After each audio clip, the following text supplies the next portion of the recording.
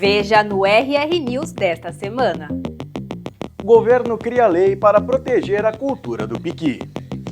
Exportações de café batem recorde em 2024. Preço da carne ficou 20% mais caro em 2024. Inteligência artificial ajuda na saúde das plantas. Começa agora o RR News, o seu jornal semanal do agronegócio.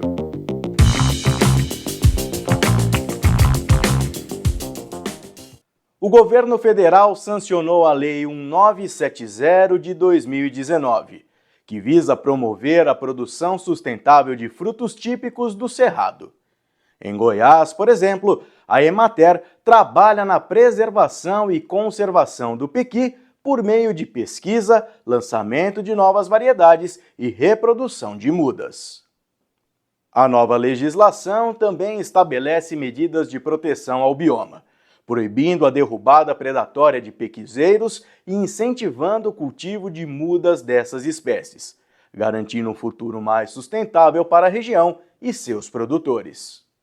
Olha, nós recebemos a sanção dessa lei denominada como a Lei do Piqui de forma muito positiva, porque afinal é um trabalho que a Emater Goiás já faz há mais de 20 anos, trabalhando a pesquisa do piqui, trabalhando com a pesquisa dos frutos nativos do Cerrado, trabalhando com essa temática da conservação do Cerrado, para as pessoas entenderem a importância desse bioma. E fruto disso, que hoje na Emater nós temos o maior banco de germoplasma de piqui do mundo, são mais de 500 espécies plantadas aqui na nossa estação experimental nativas do Cerrado, também com a produção de mudas, trabalhando a recuperação de nascentes com essas espécies nativas do Cerrado, mostrando para todos que quanto é importante a gente manter o Cerrado vivo, manter esse bioma tão rico, sempre em pé, vivo, para que as próximas gerações também possam desfrutar da riqueza do nosso Cerrado.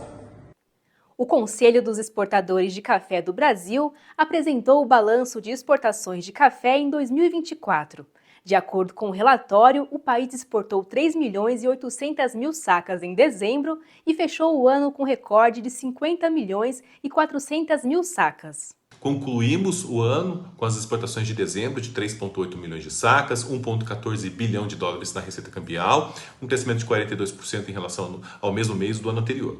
Mas a informação mais importante é o ano como um todo, janeiro a dezembro, e nós tivemos um recorde absoluto em quantidades, em valores, foram 50,4 milhões de sacas, um crescimento de 28,5%, exportamos 12,5 bilhões de dólares, um crescimento de 55%, e quase 67,5 bilhões de reais, aí sim, crescendo 68%. Destaques para os cafés verdes, cafés arábica, os nossos canéforas, conilon, robusta, o café solúvel, um destaque muito importante para os cafés canéforas, 9,4 milhões de sacas, crescendo 98%. Mas nós tivemos, obviamente, números recordes para todas as categorias de qualidades e de diversidades. É importante destacar que os números mostram que o Brasil ampliou a sua participação no mundo, atendendo os mais diversos e exigentes mercados, continentes, blocos econômicos, parceiros comerciais. Podemos daqui lembrar a participação da Europa. A Europa cresceu 40,6% em compras de cafés do Brasil, hoje quase 53% de tudo que nós exportamos vai para a Europa. E a Europa também já nos remete à União Europeia, que é um bloco de muitos países da Europa, que aumentou em 46,8% as compras de cafés do Brasil. Foram 23,6 milhões de sacas. E a União Europeia é justamente o bloco que traz novas regras ao fluxo do comércio, muitos riscos para os importadores, diante dessas novas regras, do Pacto Verde, da Lei de Desmatamento e tantas outras. E nós aumentamos as vendas em momentos de incertezas e de preocupações por parte dos nossos importadores. Mas nós tivemos números expressivos para vários outros blocos econômicos e continentes. Destacamos aqui o TPP, o Tratado Transpacífico, aumentou 37%. Nós temos o leste europeu com 75% de crescimento. É importante lembrar também os países árabes cresceram 31,5% e a própria União Europeia, aqui já mencionada, com 42,8%. Então todos esses números são muito importantes, muito expressivos. E se a gente olhar para os 10 principais países compradores de cafés do Brasil, todos mantiveram uma taxa de crescimento expressiva, com exceção do Japão na quinta posição, que já foi informado nos últimos relatórios, estável ou com leve queda. Mas dos Todos os demais, como Estados Unidos na primeira posição, aumentou 34%, passou de 8 milhões de sacas importadas. A Alemanha na segunda posição cresceu 51% e se aproxima dos Estados Unidos na primeira posição. Mas temos Bélgica crescendo 96%, passando de 4 milhões de sacas. Temos a Itália. E na sexta posição, depois do Japão aqui já mencionado, a Espanha cresceu 67%, está com 1,6 milhão de sacas. Praticamente empatado com os Países Baixos na sétima posição, que também com próximo a 1,6 milhão de sacas, crescendo 29%. A confirmação do primeiro caso de febre aftosa na Alemanha em quase 4 décadas reafirma a necessidade de uma fiscalização intensa no Brasil, que é o maior exportador de carne do mundo. A reemergência dessa doença em um país europeu com um histórico de rigor sanitário lança um alerta global sobre os riscos para a saúde animal, o comércio internacional e a segurança dos alimentos. Em relação ao foco de febre aftosa que ocorreu na Alemanha, existe um risco, apesar de pequeno, de entrar o vírus aqui no rebanho brasileiro. A nossa pecuária, hoje, ela é oficialmente livre de febre aftosa sem vacinação, um status que a gente conquistou no ano de 2024. Então é essencial para o país fazer o controle das entradas possíveis desse vírus, junto com os passageiros, as suas bagagens, junto com as mercadorias agropecuárias que adentram no país.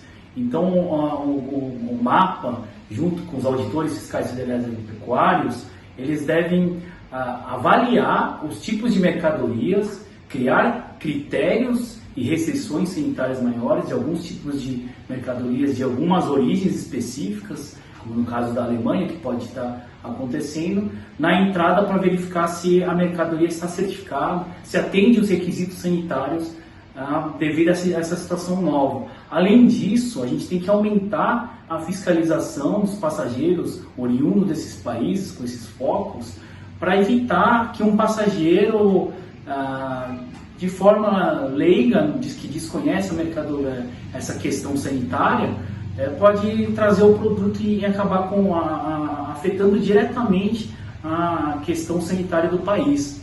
E os auditores fiscais federais agropecuários trabalham noite e dia, oficialmente, literalmente 24 horas por dia, 7 dias por semana, sábado, domingo e feriados, nos aeroportos, portos, postos de fronteiras, evitando que esse tipo de risco sanitário possa afetar o país.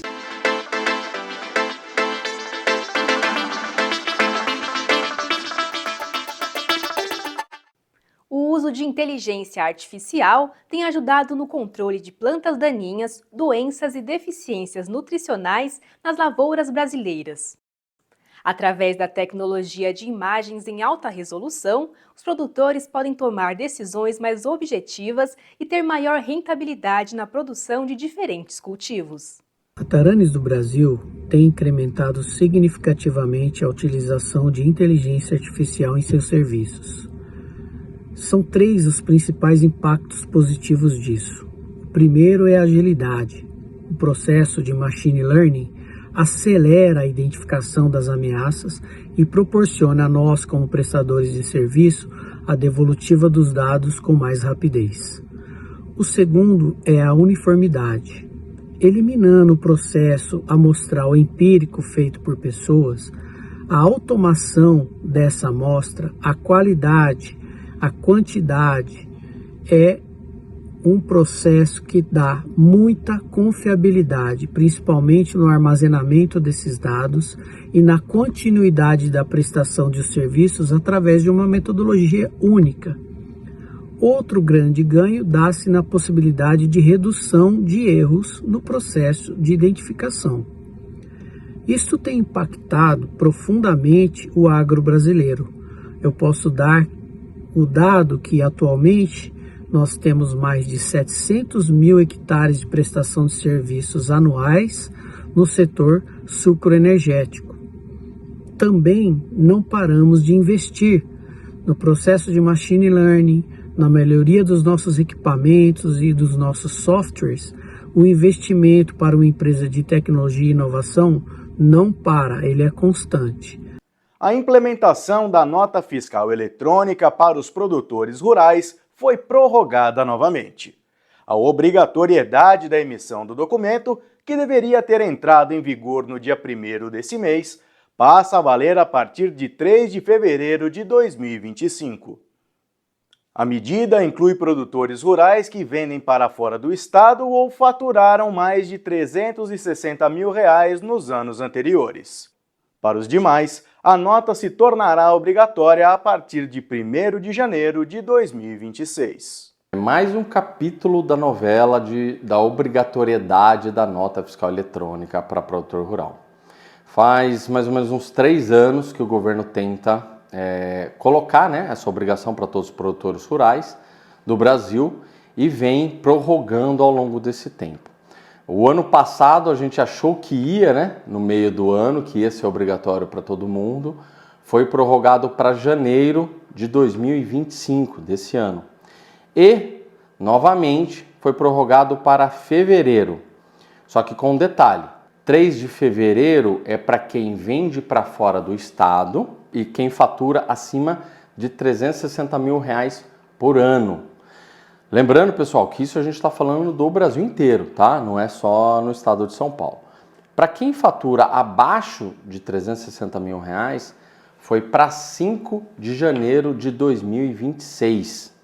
Então, lembrando as datas aí, 3 de fevereiro de 2025, para quem vende para fora do estado e fatura acima de R$ 360 mil por ano. E para quem fatura abaixo disso, abaixo de R$ 360 mil, foi para 5 de janeiro do ano que vem, de 2026. A partir de março de 2025, as informações de validade, classificação, nome e registro do produtor deverão ser impressas na casca de cada ovo comercializado. A determinação tem base num decreto publicado pelo Ministério da Agricultura. Essa portaria determina que produtos que serão utilizados para consumo direto devem conter data de validade, produtor, classificação. Dessa forma, melhorará a rastreabilidade e a confiabilidade do consumidor em relação ao produto. Os produtores devem estar atentos aos prazos e buscarem por empresas que apresentem, além de boas soluções, consumíveis que possam ser utilizados diretamente na marcação dos produtos. Além de suas belas praias, parques temáticos e vida urbana agitada, a Flórida também é uma região com oportunidades para brasileiros empreenderem no agronegócio. O estado é o maior produtor de laranja e açúcar dos Estados Unidos. Além disso, conta com uma variedade de cultivos e fazendas que cobrem cerca de 45% de seu território. A Flórida é muito forte na agricultura. Para vocês terem ideia, hoje na Flórida temos aproximadamente 47 mil fazendas. O que temos aqui? Frutas cítricas, vegetais, gado e bezerros. Em 2022, a Flórida ficou em primeiro lugar nos Estados Unidos no valor da produção de pimentões.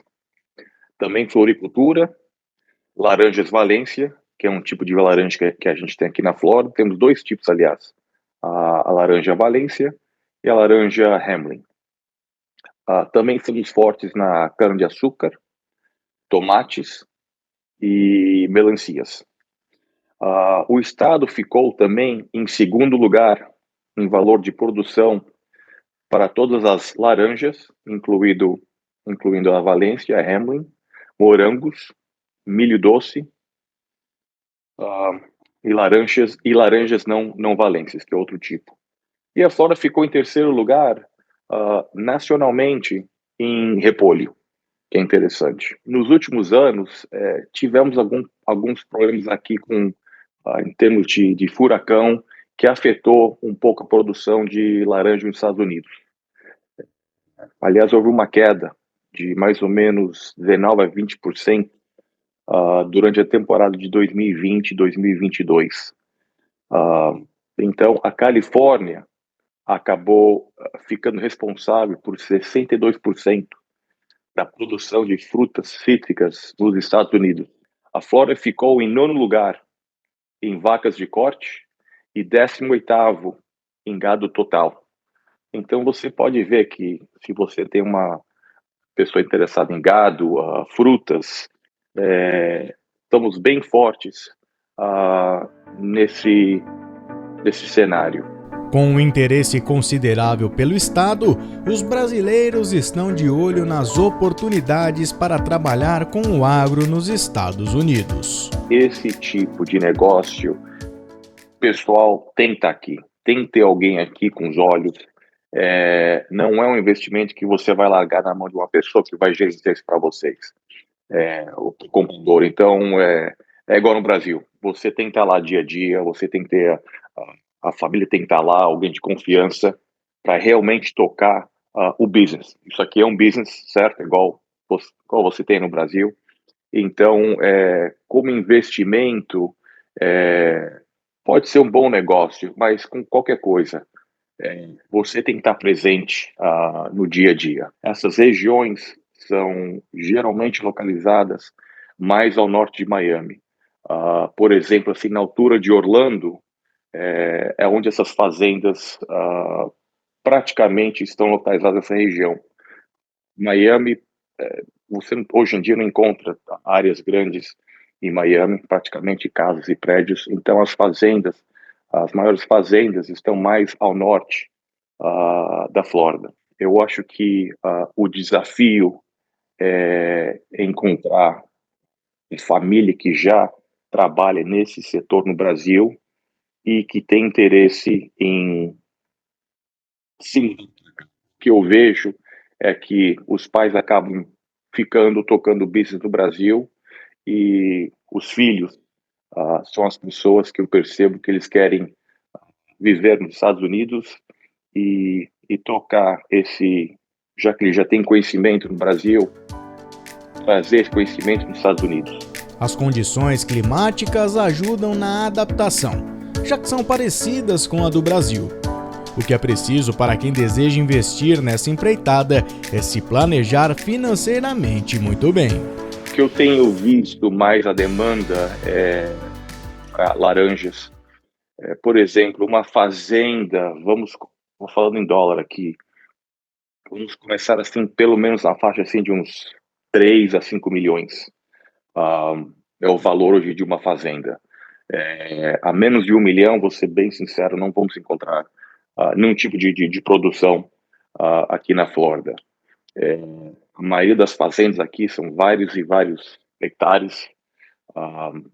Então, essa é a faixa de preço que a gente começa a buscar. A Associação Brasileira de Criadores de Canchim, a ABCCAN, anunciou sua nova diretoria para o biênio 2025-2026. O cargo de presidente será ocupado por Kika Ribeiro, da Fazenda Água Marinha.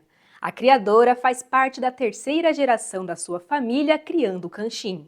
Ela assumiu a fazenda em 2017, após o falecimento de seu pai, Denis Ferreira Ribeiro. Os meus companheiros de raça me deram, né, um voto de confiança, então pensa na responsabilidade grande, né? Ao mesmo tempo é desafiador, é inspirador, tem o peso do meu pai ter sido presidente, né? Foi por 2 mandatos consecutivos, então assim, é um negócio assim bem pesado, mas vamos tentar trabalhar da melhor forma possível, né, em prol da raça. De 70 anos nunca teve mulher mesmo, né, ali na associação, sempre foram homens, né, que a gente fala, são os brasões, né, que sempre tiveram à frente, pessoas de punho firme, então, bem complicado. Mas eu acredito que, assim, a mulher, ela tem uma visão única, né, da vida, dos acontecimentos todos, então ela consegue estabelecer conexões de forma mais única, né, mais próxima, acho aquela visão de mãe, né, aquele olhar mais materno, né. Então vamos ver como que vai ser isso daí. Desenvolvida no Brasil pela Embrapa Pecuária Sudeste, a raça canchim atravessa fronteiras e conquista criadores. É uma raça formada por 5/8 charolês e 3/8 zebu. Esses 5/8 charolês, o canchim herdou a precocidade. do zebu, ela herdou a rusticidade. Então, uma raça que combina as duas coisas, então ela vai ter menos carrapato, ela vai ter menos berne, vai se adaptar em qualquer clima. O Brasil é um monte de país num só, né? Então você tem climas adversos, de leste a oeste, norte a sul, então é uma raça que tem em tudo quanto é lugar. Hoje, para você ter ideia, a gente tem até criador no Paraguai. Já vem assim ao longo até do meu pai do começo, já foi exportado sêmen de canchim para Colômbia, agora tem um outro país que eu não me lembro de cabeça, mas teve outros países fora, o Paraguai também, né? Mas tem efetivado um criador de canchim no Paraguai. Hoje, a associação, os registros são todos na ANC, que é a Associação Nacional de Criadores do Redbook Colares. E os registros são lá feitos. Quando você se associa também à promocional, que no caso é a BCCAM, né, de outras raças também tem as promocionais, você tem desconto nos registros, você pode participar de provas, pode participar de leilões, de eventos, programa de avaliação genética,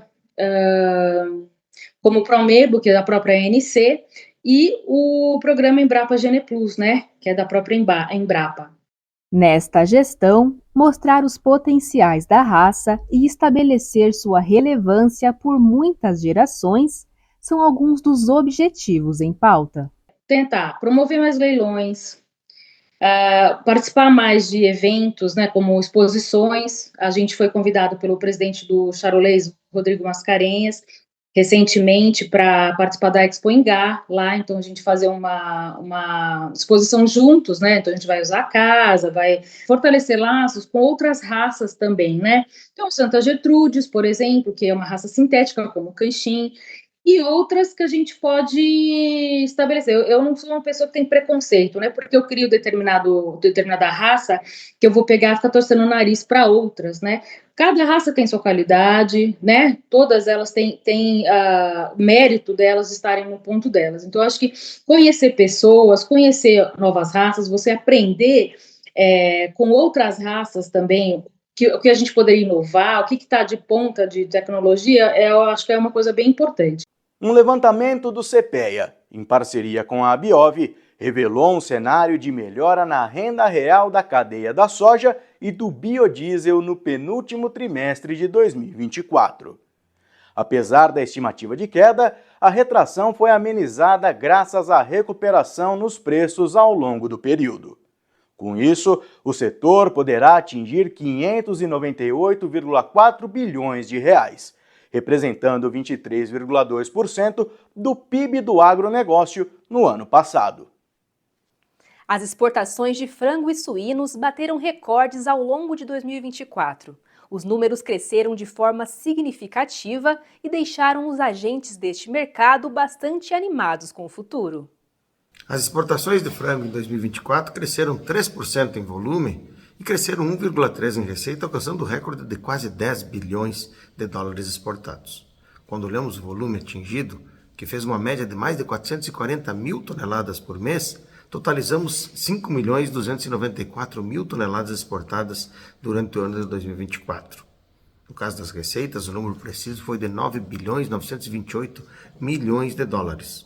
No mês de dezembro, a gente teve uma pequena queda de 4% contra o mesmo período do ano passado, mas levamos, como disse, uma média de mais de 440 mil toneladas por mês, atingindo esses 5.294. São números muito positivos. Eles mostram a pujança do Brasil e o seu protagonismo como o maior exportador mundial, e esses números foram puxados pela China, que apesar de cair 17%, fez mais de 562 mil toneladas exportadas, seguidas de Emirados Árabes com 451 mil, Japão 443 mil toneladas, Arábia 370, África do Sul 325 são os top 5. As exportações de carne suína cresceram em 2024 mais de 10% em volume, atingindo o número de 1.352.000 toneladas exportadas. Também tivemos um crescimento recorde de receita cambial com mais de 3 bilhões e 33 milhões de dólares exportados em 2024, um crescimento de 7,6% das exportações brasileiras de carne suína.